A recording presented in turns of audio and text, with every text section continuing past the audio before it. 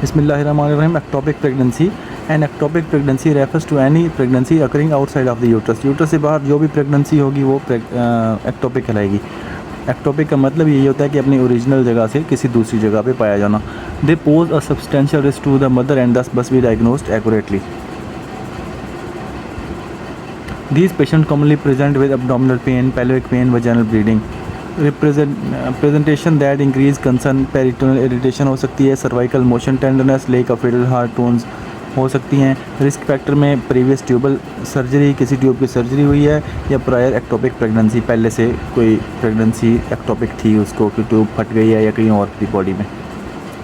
The vast majority of ectopic pregnancy are found in the fallopian tube, especially in the ampullary region of the tube. Ampulla में ज़्यादातर होती हैं। They can be seen in many different locations, however, कहीं पे भी पाई जा सकते हैं। Because there are many places in which an ectopic pregnancy can be, the primary goal of ultrasound should be not to definitely rule the ectopic pregnancy, but rather to rule in an intrauterine pregnancy. Ultrasound का role ये है कि वो intrauterine pregnancy को confirm करे कि है या नहीं है। अल्ट्रासाउंड का मेन रोल ये नहीं है कि वो एक्टोपिक को डायग्नोस करे, but rather to rule an intrauterine pregnancy, therefore making an ectopic pregnancy highly unlikely.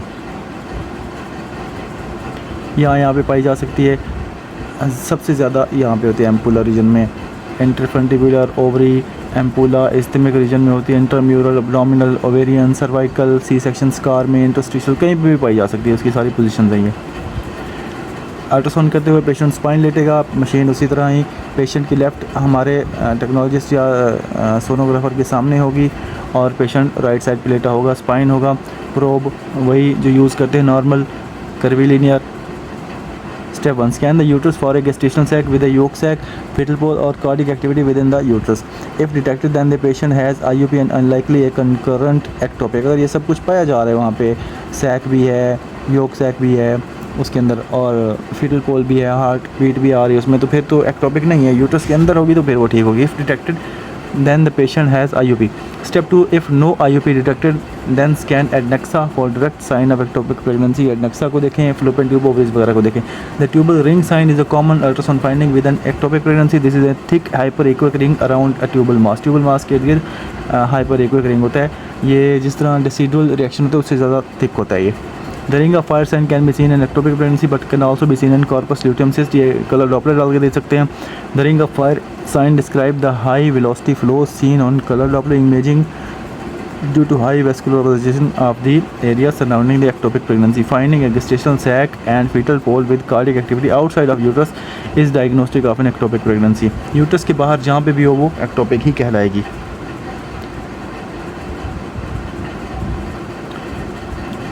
The thick and echogenic ring around a tubular mass, ये लेफ़्ट साइड पे है, और more echogenic than the corpus luteum cyst। corpus luteum cyst अंदर से काफ़ी black है और इर्द गिर्द काफ़ी ज़्यादा थिक नहीं है।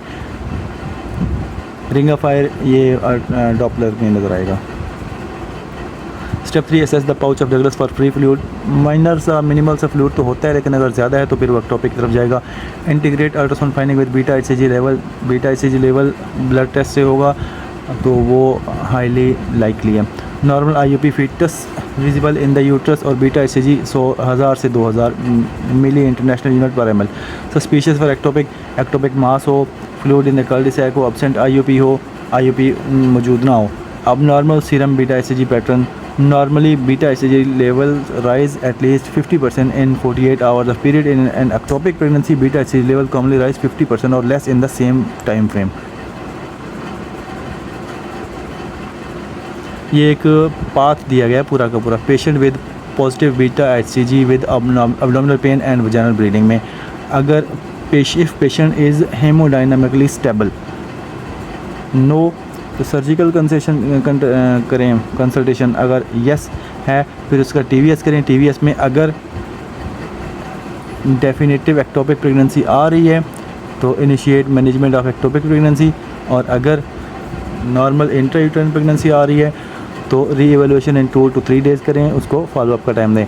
अगर इंटरमीडिएट फाइंडिंग है, कंफर्म नहीं हो रही, तो मैयर बीटा HCG करें। बीटा HCG अगर आ रहे हैं 1500 मिली इंटरनेशनल यूनिट से ज़्यादा तो कंसीडर सर्जिकल कंसल्टेशन करें, और अगर 1500 से कम आ रहे हैं तो रिपीट 48 घंटे के बाद करें। फिर अगर बीटा HCG इंक्रीज़ करता है तो रिपीट TVS करें 1 या 2 दिन के बाद, और अगर नहीं तो beta HCG don't increase at least 53%, दोबारा सर्जिकल की तरफ जाएँ। एक बात दिया गया कि इसको रूल आउट कैसे करना है एक्टोपिक प्रेगनेंसी को बीटा HCG के लिहाज से। Corpus luteal cyst, a corpus luteal cyst develops due to the growth instead of normal regression of the corpus luteum. These cysts will appear very similar to a tubal ectopic pregnancy. पहले हम image देख चुके हैं, इसका देख चुके हैं। Tubal ectopic pregnancy और कॉर्पस ल्यूटेल सिस्ट में फ़र्क क्या है? ट्यूबल में मे फाइंड योक सैक और फीटल पोल, उसमें नहीं होता। Will move independent of the ovary in response to transducer manipulation. Transducer से अगर उसको उस जगह पे जोर देंगे तो वो ओवरी उधर ही रहेगी, ओवरी से इंडिपेंडेंट मूव करेगा, जबकि कॉर्पस ल्यूटेम सिस्ट में ओवरी भी उसी के साथ मूव करेगी। सिस्ट है ना, सिस्ट तो मूव करेगी साथ। Tubal ring is more echogenic, tubal ring is less echogenic in corpus luteum, tubal ring is thicker in ectopic pregnancy, tubal ring is thinner in corpus luteal cyst. Cystic fluid is more likely to be clumpy or have some echoes. Cystic fluid is more likely to be clear and anechoic, जिस तरह cyst का होता है simple सा। may have ring of fire, दोनों में हो सकता है। Corpus luteal cyst, the fluid and ring are less echogenic than the ectopic pregnancies shown before. Also, the tubal ring is thinner than that of an ectopic pregnancy. Miscarriage की तरफ जाएँ अगर तो it is important to use proper terminology when describing miscarriage. काफ़ी ज़्यादा terminologies हैं।